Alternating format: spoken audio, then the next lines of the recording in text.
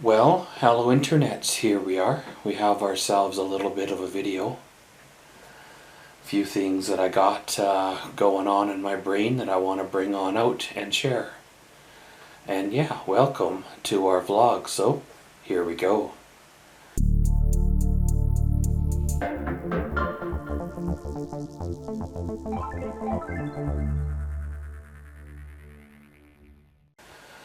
Well, over the last few days, I have been packing up my life, my world. It kind of brings back some emotions, some memories that I had kind of hidden away from the house, as well as bring up new emotions about leaving this apartment. This apartment is 85% perfect. If it had a in-suite washer and dryer, it'd be that much perfect. If it had a elevator, it would be 100% perfect. The property management company and such are doing a great job around here, you know, considering all the stuff they have to deal with. The fire that we had here set things back a little bit on the renovation side, but you gotta kinda understand they must have went through a lot through that. There was 12 suites in this section of building where the fire was, and out of those 12 there was 9 or 8 or 9 I believe that had damage. My suite was one of the lucky ones. I just had a little bit of smoke haze, and I'll take that any day over fire damage like the other people had. Well, I've been packing up my life. As I mentioned there, I packed up the TV stand the other day, all the DVD player and my game system and things like that. Then I packed up my Blu-rays and DVDs. This time, instead of jamming them all in a box, I actually inventoried them, so I know what ones I still have. At one time I had quite a large collection, but in 2018 I didn't know where I was going, so I got rid of a lot of mine for, again, pennies on the dollar. And over the last few years I've rebought some of the favorites that I let go. And I would like to buy more. I would like to create an ultimate collection of Blu-rays or DVDs, something that would rival any collection that I already had at one time. Not sure quite where I would store it all, but I would definitely have movies to watch in my downtime. Knowing where I am moving, knowing the space that I am moving to, the small room that I am moving to, I've had to scale back on some of my things. I believe I mentioned it before about my paintings and painting supplies. I ended up selling one of my painting workbenches just because one, it brought in cash, 2, it works better in the space.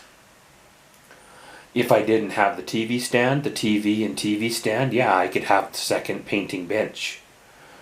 But really the second bench only was useful if I was doing 3 or 4 paintings at once, or trying out something new where I needed a lot of space because of things. And with this space, of course, you have to sacrifice things and get rid of things, and right now I'm not ready to let go of my paints because this first winter, the first 1 or 2 winters, may be the hardest. And you never know, maybe I'll get lucky and some millionaire will see my paintings and want to buy a few of them. So hey, maybe that'll bring in a little extra for the other end of my journey. My computer may be a tight fit, but I'm gonna have to make it work. Not 100% sure where to put it in the room. My desk is gonna have to go, obviously. But the tower, the desktop, the tower, I can fit in somewhere. It's gonna have to be somewhere that is dry, so underneath my painting workbench will be out of the question. I'd prefer if it wasn't next to the shelves of paint, just in case. I don't want to put it by the window because rain and such. So might have to hide it somewhere, maybe in the closet, and run whatever it would be there, 15, 25 foot HDMI cables out from, to the monitor, kind of a thing. My 10-year-old Samsung 32-inch TV I've been using all these years as a monitor, I'm probably going to end up letting it go and using my smart TV as the computer monitor. I know my expensive smart TV will probably, wear out quicker that way, but it'll save space by not having this bulky 32-inch TV having to put somewhere where there is no real room for it. I am hoping to be there in this space for a year or two, a year for sure. So I really don't want to be anchoring flat screen monitors to the wall. That would definitely save a bit of space. But at the same time, I want to try to leave the room the same condition that I found it in, which is not all, beat up, patched up, and bubblegum, lipstick, and mascara kind of a thing. Going through corners of your life, even though it's only been a couple of years, you start finding little collections of things that you're starting to acquire again. And you think to yourself, okay, am I going to use these in the near future? No. Then let them go. They have to go. Okay, am I going to use this again in the near future? As in, is it expensive that I can't replace, like my table saw? Okay, let's keep it for another year and see what happens then. You box up things and you realize to yourself that your closet over there is only like 4 feet wide, so you don't have a lot of room, maybe room for 6 boxes. I am putting my dresser in there too, so that takes up a lot of room. I don't really hang my clothes, so the dresser is going to take up that space. As for my tools and such, I have found another spot to store them. However, it's kind of the same way, a small area that's going to be barely big enough for the little 3 foot wide plastic shelf that my tools sit on. So I don't really want to be getting rid of my tools any more than I already were forced to, if you want to say, in 2018. And I've had to rebuy tools over the last couple of years at a greatly increased price, so I'd really like to hang on to them for as long as possible.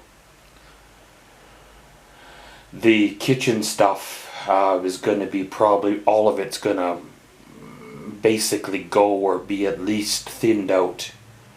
The big coffee maker will go, but the little Keurig will stay because I take it with me in the camper, so next season or however it may work out. The big slow cooker will probably go. A lot of my dishes will probably go. The cutlery will probably go, maybe keep a couple back, but nothing major. With the dollar store being here, it doesn't really pay to store dishes or glassware or kitchen utensils because you can go down and buy them. None of my kitchen stuff, like utensils, glassware, plates, is really worth anything. I did have a nice pot and pan set, but it's quite a few years old now, and it has seen a bit of abuse and neglect somebody making mashed potatoes with the metal mixer chewing up the Teflon, somebody dropping the hot frying pan because they burn your fingers because the little silicone pads have started to wear on them, so the frying pan has little dents in it from hitting the floor. I'm guilty of that. And I might keep 1 or 2 pots from there, but the rest of the set is gonna go. Might keep the one shallow frying pan with lid, but the deep one's probably gonna go. Box up some stuff that may transfer over into the Jayco for the future. And if I don't end up using it in a reasonable amount of time, then it'll be donated or sold as well. It's kind of weird when you start packing up your life again. The reality of everything starts to become a little more real. It's not a game. I haven't given my notice yet, so technically there still is time to turn around. I haven't not required to sign a lease where I'm going.